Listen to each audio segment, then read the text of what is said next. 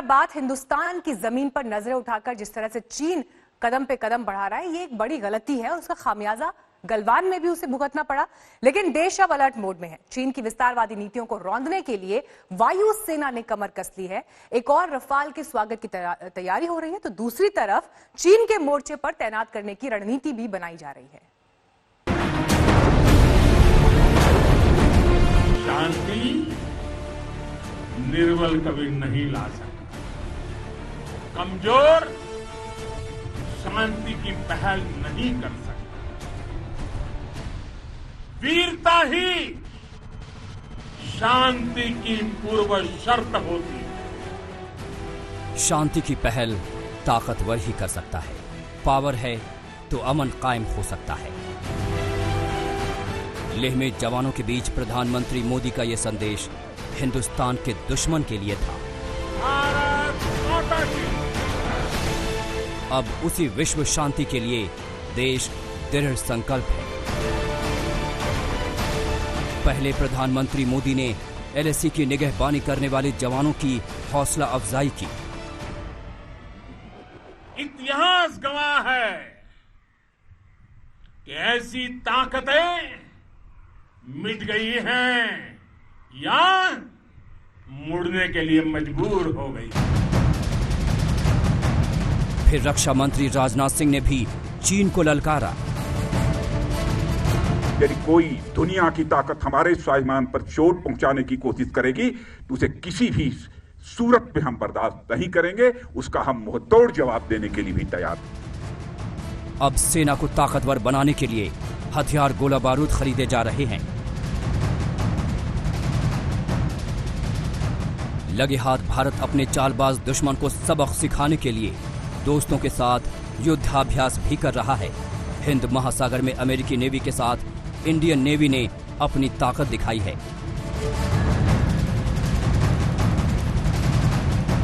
शांति के लिए शक्ति बढ़ाने की हिंदुस्तान की यह पहल आखिरी नहीं, क्योंकि असली ताकत तो बस 7 दिन बाद आ रहा है।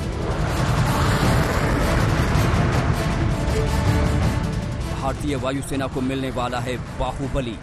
जी हां, बाहुबली यानी राफेल, आसमान का सिकंदर।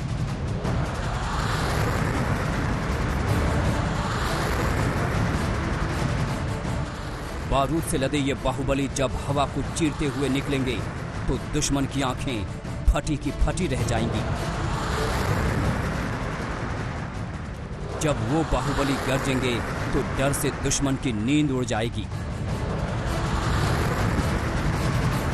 फ्रांस से आ रहे इन बाहुबली में इतना दम है कि एक बार एक्शन में आ गए तो हिंदुस्तान पर आंख उठाने की हिमाकत करने वाले नेस्त नाबूद हो जाएंगे।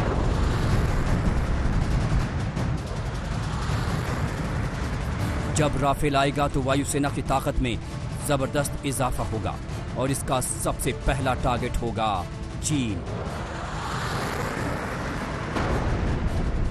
ड्रैगन ने जो गलती की है, उन गलतियों के बाद भरोसे की गुंजाइश खत्म हो जाती है। लिहाजा हिंदुस्तान अलर्ट है। एलएसी पर लगातार सावधानी बरती जा रही है। दुश्मन पर नजर रखी जा रही है। अब 29 जुलाई को फ्रांस से आने वाले राफेल की तैनाती चीन के फ्रंट पर करने का भी पक्का इरादा है। उसी इरादे को अमल में लाने के लिए एयरफोर्स की 3 दिनों की अहम बैठक आज से दिल्ली में शुरू हो रही है। रक्षा मंत्री राजनाथ सिंह इस कॉन्फ्रेंस का शुभारंभ करेंगे। वायुसेना अध्यक्ष RKS भदौरिया की अगुवाई में इस कॉन्फ्रेंस में देश भर के सभी 7 कमांड्स के प्रमुख शामिल हो रहे हैं। मीटिंग में लाइन ऑफ एक्चुअल कंट्रोल के ताजा हालात पर बात होगी। पूर्वी लद्दाख में चीन की करतूतों पर चर्चा होगी। साथ ही उससे निपटने के लिए वायुसेना की ताकत की तैनाती पर भी बात होगी। और सबसे अहम ये कि राफेल विमानों की तैनाती को लेकर भी मंथन होगा। जानकारी के मुताबिक चीन फ्रंट पर राफेल की तैनाती सबसे पहले अंबाला में होगी।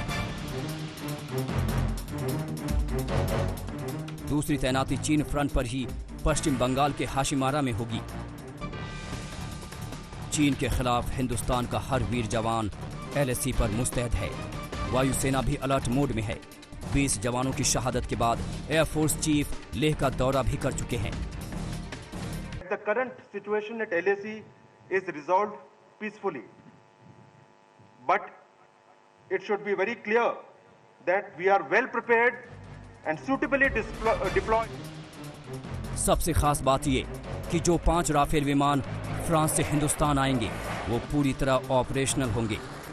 मतलब ये कि विषम हालात में ये राफेल अपना कर्तव्य निभाने के लिए फौलाद बनकर दुश्मन को मटियामेट करने के लिए तैयार रहेगा।